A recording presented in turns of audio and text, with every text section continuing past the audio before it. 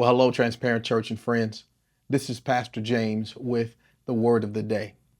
Today I want to spotlight Isaiah chapter 59, verses 1 and 2 from the New Living Translation, where we find these words. Listen, the Lord's arm is not too weak to save you, nor is his ear too deaf to hear your call. Verse 2.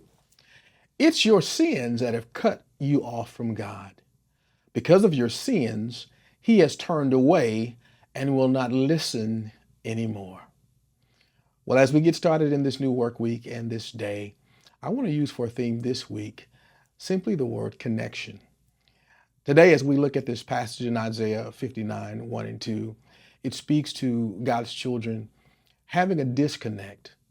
And many times we have a disconnect because we don't do what the theme for the day is from this major theme of connection. For today, I want to talk about admitting the distance.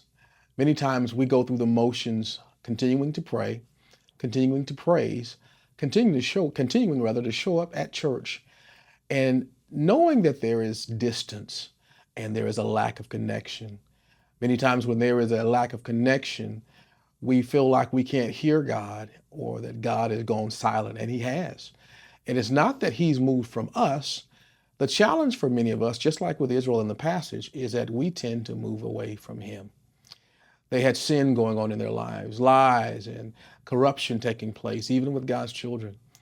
The first thing that he lets us see here is that we have to admit that before there ever is a connection, we have to admit that there is a disconnect.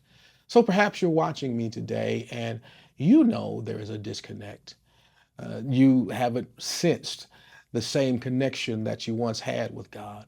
You know he's still God, he's still powerful, but you don't experience his presence. Maybe you're not hearing. Could it be that there is a distance because there has been some sin that needs to be confessed and asked for forgiveness of?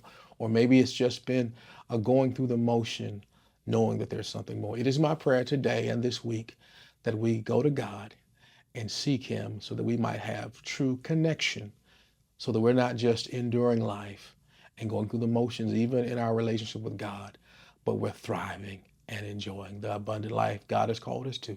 So today, let's reconnect with our God. He's waiting to connect with you.